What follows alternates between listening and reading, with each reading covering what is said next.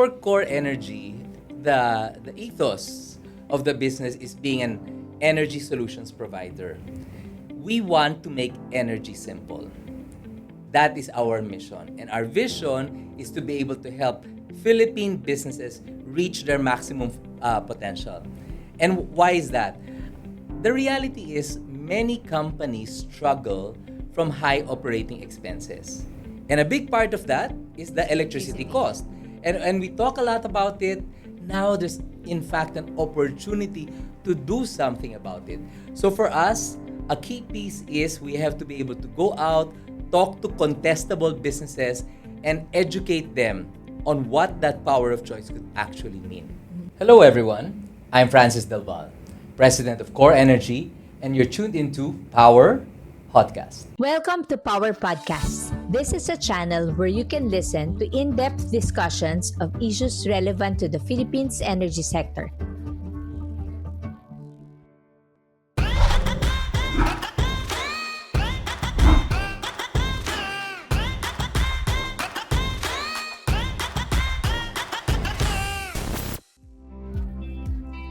Power Podcast is a production of Power Philippines, the only online publication in the country dedicated to covering energy development across the archipelago. We cover all news and issues that spark meaningful conversations among members of our growing online community. We share the belief that sustaining the growth of the energy sector is vital to the growth of the country itself. Today's episode takes us inside one of the country's most quietly influential energy players, Vivant's COREnergy, where two leaders are reshaping how businesses understand choice, data, and resilience in a rapidly changing power market. We sit down with Francis del Val, COREnergy's president, to unpack how he's transforming the company into a customer-first, data-driven gentailer built for a maturing energy market. Then, we turn to Marco Sarmiento, who leads the company's commercial growth and carries the weight of Vivant's Cebuano heritage. He breaks down how relationships, trust, and boots-on-the-ground execution are powering COREnergy's expansion nationwide. If you're a CFO, an energy decision maker, or a business leader navigating switching decisions in 2026, this conversation will change the way you see procurement, risk, and the future of open access. Hi, Sir Francis. Thank you for accommodating our request to be part of Power Podcast. Thank you for having me here. Sir, we want to get to know you better first. Kanina nabanggit ka sa inyo na you described your entry into the energy sector as whirlwind. So before noon, sir, describe nyo nga saang sectors ba kayo galing before? Well, I've been in different varied sectors. So I started out in FMCG, I was in Unilever. Then I was an entrepreneur. Then I went back to Unilever. Then afterwards I went to banking. Then afterwards pharma. That's where I spent 17 years. And then afterwards I did my data sciences, then investment banking and strategy, and finally here at COREnergy. What made you decide to try the energy sector? To be honest, the family. Because when I first met them, I realized that this is really a great family. I think I'm gonna enjoy working with them. And I thought to myself, if I'm going to be making a move, if at all, no? I had a certain criteria. And one criteria is that I wanted to work with a family corporation. It's a very exciting phase in my career. And it's also a very exciting phase in the energy industry. Being part of the Vivant Corporation carries a lot of responsibility, but it also carries with it a lot of excitement about the possibilities. Being in Vivant, it's like being a startup. COREnergy, we're just relaunching this year. We've had a history before, but with many startups, you're in fact doing things on the fly. We always kid ourselves. It's like changing the wheels in the middle of the race because we are looking at our strategy, we're preparing our business plan, and then we're executing. So every day is a very different day. And the great thing about this is that the family is wholly supportive. Every meeting that we have with them, they're saying we are fully behind COREnergy. It's very important, and we'd like to really see the growth of this business. And of course, the success. I'm curious, what are the insights from the perspective of someone who came from, sabi niyo nga, the FMCG sector, the pharma sector, banking. You've also set up your own company. Anong insights are you bringing into COREnergy? My first insight, personally, is that I am not an engineer. And although, to be fair, I graduated from management engineering in Ateneo. And ME, that's what we call medyo engineering. So what's unique about it is that if I take a look at many of the bigger, more established corporations, many of them are run by engineers. And that's an insight that I have, which is there's an opportunity for businessmen who don't know much about energy to in fact be leading an organization. And why is that? Because it's quite important that we have to talk to businessmen, and the threshold is coming down. And businessmen don't have the time to understand complex things. So business to business, because I'm not an engineer, we can talk about business, and then afterwards, the engineering stuff, it will follow. When did you step in as president, and what was the mandate handed to you, and what leadership priorities did you set from day one? I joined COREnergy September 1. And the mandate was really, let's make a difference. Let's make an impact. It's a very important part of the conglomerate, and we really want the conglomerate to succeed in many aspects. We already have a very successful power generation business. We need to be very successful and make an impact as well in the retail energy sector. That's very important, making a difference, because as we all know, the number of GRESes in the Philippines are growing, diba? Yes. So, kailangan talagang merong unique value proposition. I diba? completely agree. We've already discussed this in our previous podcast, pero siguro for the benefit of those who are watching this podcast for the first time, can we brush on quickly on what RCOA is, RAP, and what does ARES, like COREnergy, do? Okay. If you go back a few years, so RCOA was something that was introduced around 2013. It's the Retail Competition Open Access. Essentially what it does is to open up the parts of the industry sector so that more competition can come in. Specifically, that area is in the power generation area. Now, for regular consumers, what that means is that there's a certain part of the bill that they can now start controlling. At this point, it is just business who can make that control. And when RCOA was introduced, they first set a cutoff. Those who were consuming about 1 megawatt and up. But that threshold has been constantly dropping to the point that the latest announcement, which was only in November, they said 100 kilowatts, that is your monthly consumption. Then just tell your distribution utility company that you want to switch. By June next year, you can already make your own choice. Now, that's very important because it's not really just a regulation change. That's what we call the ultimate in energy freedom, the power of choice. So that's one term, a very important term, which is RCOA. Yes. But you mentioned the second term, which is RAP. So RAP is the Retail Access Program. What it essentially means is that you can wrap, WRAP, you can wrap certain organizations together. So that last year, up until January of next year, the limit is 500 kilowatts.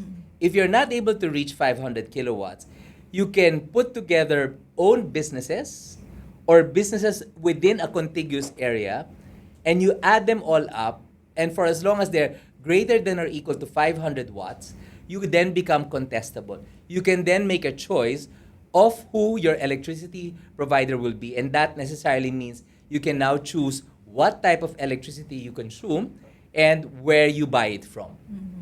So, dalawa yun, may captive market and contestable. Yes, the contestable market. So, yung contestable, ang pwede nang mamili ng kung sino yung supplier niya, which is the retail electricity supplier. Yes. So the retail electricity supplier are companies like COREnergy, where we participate and we go in and we say, if this is your current electricity bill, We take a look at it, we can give you a better offer, and together with that, we can give you value-added services.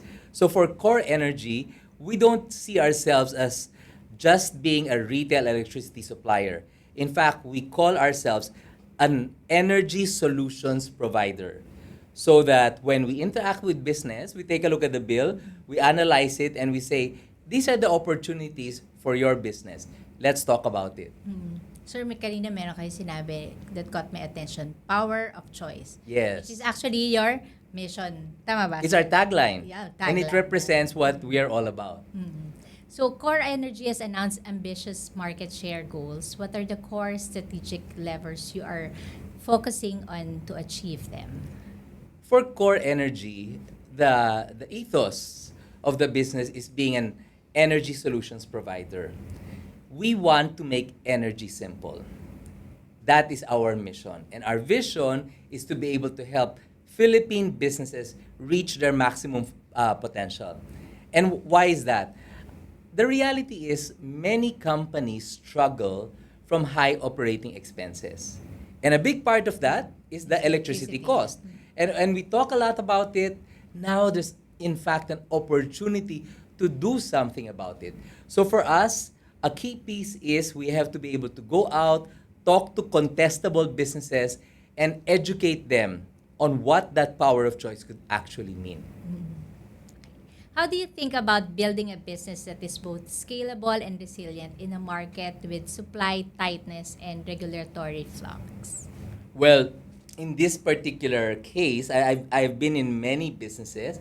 I've worked in many industries. And in this particular industry, you really have to have guts of steel. Okay? Because the price of electricity fluctuates, demand fluctuates, and you need to be able to be very conscious, not just of the near term, but of the mid to long term. And you need to set the right foundations and not be easily disturbed by the fluctuating prices in the electricity market. The ERC's open access reforms will change how competition works. What strategic advantage do you believe COREnergy can build in this new environment? For us in Core, we're very, very clear that customer care is a key foundation of our success. When we take care of our customers will reward us with their ongoing business. And as a result of that, profits will follow. Sir, meron nga ako na-research 3 Ps. Yes. You're absolutely right. So the 3 Ps, para madaling matandaan, no? The 3 Ps of COREnergy is all about helping our customers improve their profitability, their productivity, and ultimately their business performance. Profitability, Productivity, and business performance. All 3, they should achieve all 3. Yes. Hindi pwedeng dalawa lang, hindi pwedeng isa lang. Oh, So, we kailangan- won't be happy until they're very happy. So, sir, can you give us parang a case study on one of your clients who were able to achieve all the 3 Ps? Okay. Kahit no names or kung Oo. may name, okay lang. Well, one particular case, I can't mention the name, but it was for a very big hotel. And in this particular hotel, they came to us. They were not very happy with the electricity charges that they were getting. They felt that, ano ba yan? We close at this particular price, and then when the bill comes, there are a lot of additional charges. So that is already a cause of anxiety. Nagagalit sila, no? And so they said, can you do something about it? We did. So the first thing that we did was took a look at the bill. We took a look at what was available in terms of our total power inventory, so to speak, and we said, okay, we can bring down the price, but you have to lock in a longer term contract with us. And as a result of that, they were able to get the best value. Now, can you imagine this? Just 1 month into their business with us, they're already able to save about 3 million pesos. So that's an example of an improved profitability, no? And then productivity. They were saying one of the things before that they had difficulties with is that when the bill comes in, they have to analyze. And then when they analyze, ano to, did I really sign up to this? Ito. With us, there are no hidden charges. Our bills are so simple. We, in fact, explain the bill to you right before you sign the contract. And with us, we even help you in the whole switching process. So that's an improvement in terms of the overall productivity because your employees don't have to work so hard. We have our switch team and we take care of all of the documentation. We handhold you all the way to the point of being able to switch. And what does that mean? Overall, the business improves because the savings that you get from lower electricity bills, this particular organization was able to channel it to more promotions. And of course, an increase in their total visits, no? So it's like an upward cycle that's created. And last is performance. Yes, and Yeah. so yun nga, no, when they were able to rechannel the savings to promotional activities, then they had more visits, and as a result of that, the business grew. As president, how do you decide where to invest? Product innovation, customer experience, technology, partnerships, or supply contracts? Okay. That's a very good question. And the answer is it's a lot of ends. And. It's not really a choice. It's really a matter of prioritization. We have to invest in tech. We have to invest in product innovation. We need to be able to invest in customer care. Those are very, very important levers that we all need to activate, as well as increasing the sales force. So how do we do it? We need to be able to have a very clear vision of the future. We have to select the industries where we really can make a difference, and then from there, we have to strengthen our delivery against that particular industry. Speaking of, you have to select the industry where you will make a difference. Anong industry yan, sir? Okay. Manufacturing. Manufacturing is a very important industry because, let's face it, manufacturing has a very large multiplier effect in terms of job generation. So that we're very passionate with because if you bring down the cost of manufacturing, they can expand. They can be more competitive. They can hire more people, more labor. So yeah, that's number one. Number two, if you take a look at it, hospitals, very important because very high operating costs. You want them to also be able to continue to upgrade the equipment in the hospital. Hotels, because again, it generates a lot of tourists, a very strong increase in employment and services. Number four would be commercial buildings. Commercial buildings, BPOs. Again, if you help bring down the cost of BPOs, we can be more competitive. So quite a number of these industries, you will really see the common thread is that energy is so important to them, and yet historically they don't know what they can do about it. And now, when we approach them, we talk about not just giving them a lower price, but we in fact advise them on what are the areas in their business that they can find ways to consume less electricity. Maybe I'll discuss this with Sir Marco later kasi some companies or even some people, they're used to their own ways. Yes. Na hindi mo sila masway even if you'll tell them na makakatipid ka dito or mas mapapadali yung mga bagay-bagay dito, you'll be more efficient, you'll be able to save money, but they're so used to their own ways that they ayaw nila. So maya we'll ask Sir Marco. You mentioned investing in technology. Can you expound, sir, that how you have invested in technology? You were mentioning that sometimes when businesses are set in their own ways, it's very difficult to get them to change their mindset. But not to belittle the challenge, no? But the reality, though, is that if you show them data about their own business, there's no doubting na, ay, kami pala yan.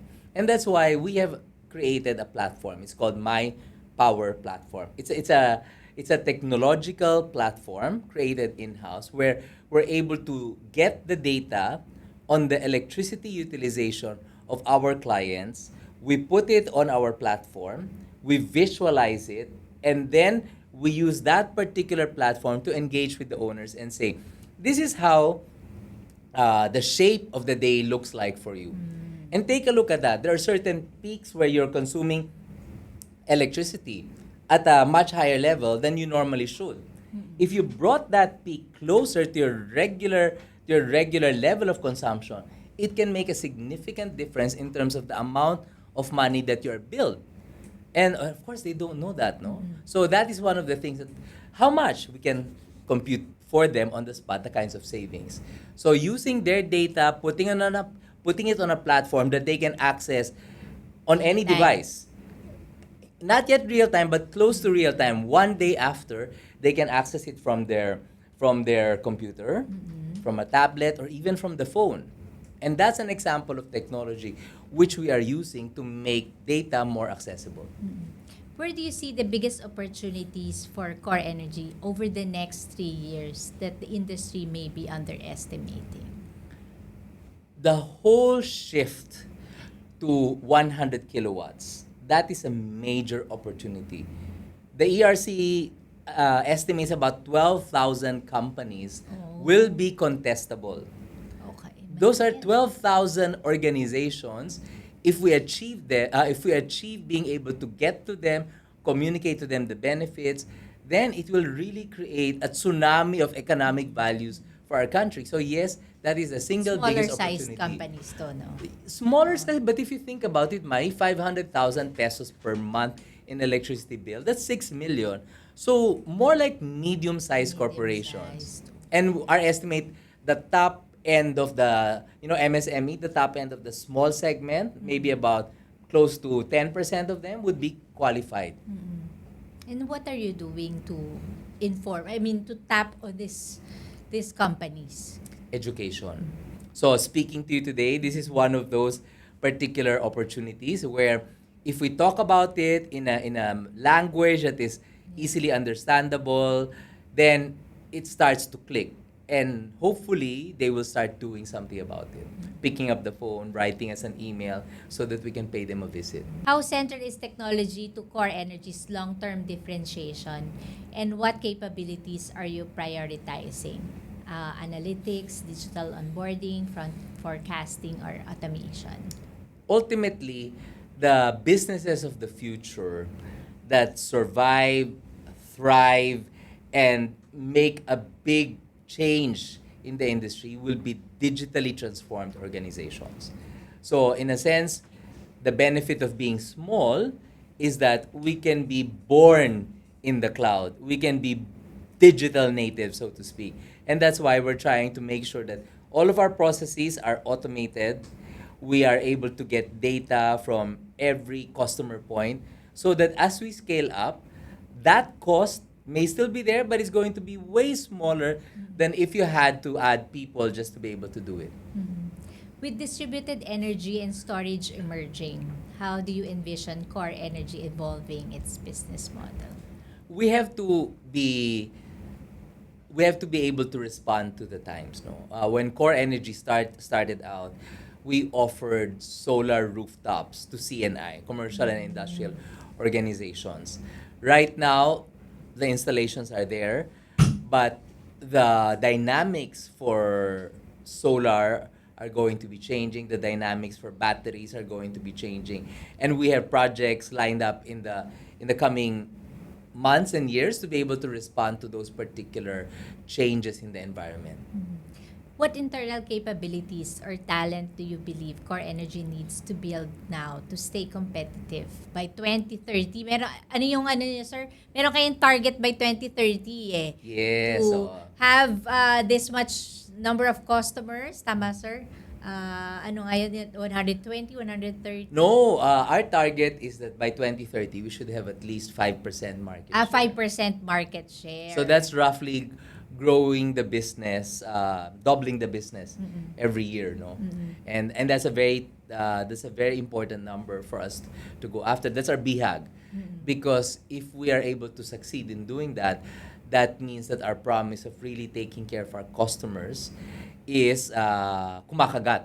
Because we would not be able to grow if customers would not be trusting us and recommending us as well. So, sir, So skills. yes. So going to skills, no? A big part in terms of the skill sets that we need to develop is being able to simplify and tell stories. We need to be able to go to businessmen because for a lot of businessmen, we find out that energy is something that the engineers need to be in charge of. Yeah. That's not true anymore. Energy is something that the owner must be able to understand so that he can make the right decisions. And to be able to do that, we're teaching our engineers simplify the story, talk to them from their perspective so that it will resonate. So that's a big part of our storytelling, our training, and making sure that when they communicate with real stories from other clients, real experiences, para the businessman can say, wow, that could be me. Yes, opo, pwede po yan. So, why don't we start the discussion? You cannot bombard someone with parang too much jargons na hindi niya maintindihan kasi hindi niya ma-appreciate yun. You know, that's one of the things that I learned in this industry. When I came in, talagang it's jargons everywhere. It's like acronym soup every day. And yes, you can't do that, no? You need to be able to talk about stories because people will remember stories. Yeah. But they will not remember jargon. Oo. And I think maganda nga kasi you came from different industries, Oo. di ba? So, and sinabi mo nga, sir, hindi ka engineer. Oo. Medyo engineer ka Medyo lang. lang, oo. Di ba? Pero for you to be able to hop from one sector to another na naiintindihan mo, na pick up mo yung mga insights and all, and bringing in something new to the next sector that you're part in, and now with the energy sector, that's a big thing. That's very also interesting. Oo. What's one structural challenge in the Philippine power market that you think most retail electricity supplier players still underestimate? The challenge really is that if you take a look, there are different kinds of retail electricity suppliers. And there's a lot. There's a lot of them. There's already, right now, as of last count, 50. 50. Now, 50. And the competition to be heard, the competition to explain, that's really something that can be quite daunting. So, the challenge is that how will we explain the market? How will we guide customers along the journey without them feeling na ano ba to, parang everywhere I turn, I am surrounded by different people selling. So that can be quite intimidating. So that's one of the things that in my mind also, how are we going to handhold businesses so that they're not overwhelmed with too much noise about the industry. So that's something that we need to be concerned with. So if I might digress, you said there are already 50 reses in the Philippines. Yes. Is that still too few for an industry? I mean, from the energy sector standpoint, or Or hindi? No one can really say eh. Okay. But again, as with all industries, there will be a time na there's going to be a ballooning and then there's going to be a period of consolidation. So I think we're at this phase where many organizations are looking to come in, finding out, getting their feet wet, and not everyone will stay. Some will thrive, but in the process, we just need to make sure that the communication is consistent, that businessmen get the real score every single time. So you mentioned kanina 3 Ps, but I also came across with this Jen Taylor. Ano po yung Jen Taylor na yun? At what makes it parang the parang unique value proposition for COREnergy? Let's take a step back, no? COREnergy is a subsidiary of Vivant. So Vivant is a power generation organization. It's now an infrastructure organization. Also, we're into water. The big thing that's different about Vivant and Core as opposed to other RES is that Vivant has its own power plants. We generate our own electricity and we also retail that electricity. So in a sense, that's the origin of the word Jen Taylor. Okay. For some other RES out there, they are more trading on the spot market of electricity. And that's where we need to be really careful about the differences and the advantages of one versus the other. Mas nakakamura sila sa inyo, ganun, dahil because you have your own generation company. That's one. The second is that we have engineers who understand electricity, energy throughout, no? The whole chain. So kapag may problema, sometimes nga not related to electricity, we just go, we call them, and then sabihin lang, oh, yung transformer namin, o sige po, tutulungan namin kayo, pwede kayong pumunta dito? We go, no? So it makes a big difference na, you will recall, there were ads before, para ka nakasandal sa pader. Pag Jen Taylor ka, alam mo talagang, yung sinasandalan mo, is an authority in the industry. Alam yung pasikot-sikot ng kuryente. And particularly when times are challenging, you want someone who knows the answers to the problems you will be encountering. So how should policymakers balance consumer protection with the need to stimulate genuine competition at the retail level? I've worked in several industries already, and I must say that the Energy Regulatory Commission is definitely one of the most efficient, one of the most effective organizations. They've been pressing for liberalization, and they're trying to do it as fast as they can, but they're also listening. So just to give you an example, before they announced the lowering of the threshold, they in fact had a lot of consultations. I attended one of those consultations, and they listened. So I guess the important thing is that do not slow down the speed of liberalization, but at the same time, understand what the various stakeholders are, so that we're all in this together, and we can prevent mishaps from happening through all of the consultation that we all go through before any particular ruling comes out. So in a crowded RES landscape, what does COREnergy need to do at the organizational level to stand out? We need to be very customer-centric. That's what we always talk about. We need to make sure that we succeed because our customers want us to succeed. And therefore, we need to be obsessed at whatever we do will make them successful, will make them more profitable, more productive, and increase their overall business performance. When we do that right, everything else will follow.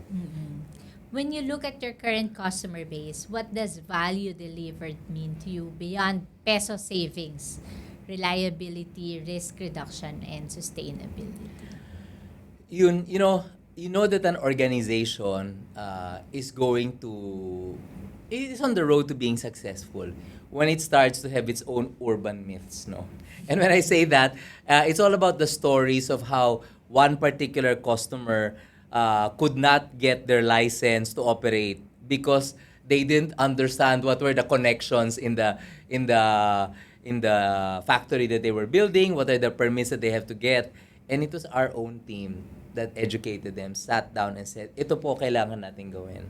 Or that particular customer na during the pandemic never had operations because bagsak, no?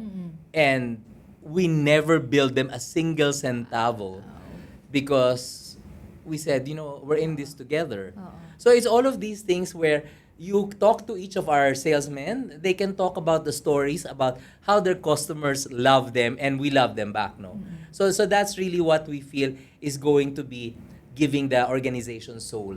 Because then they realize the business that we're in, it's not the business of selling electricity. It's about making our clients, our customers successful. And beyond business, ano? Definitely beyond business. Hindi lang tawag dito na kabig ko, payment, or giving them the service, but getting out of your way.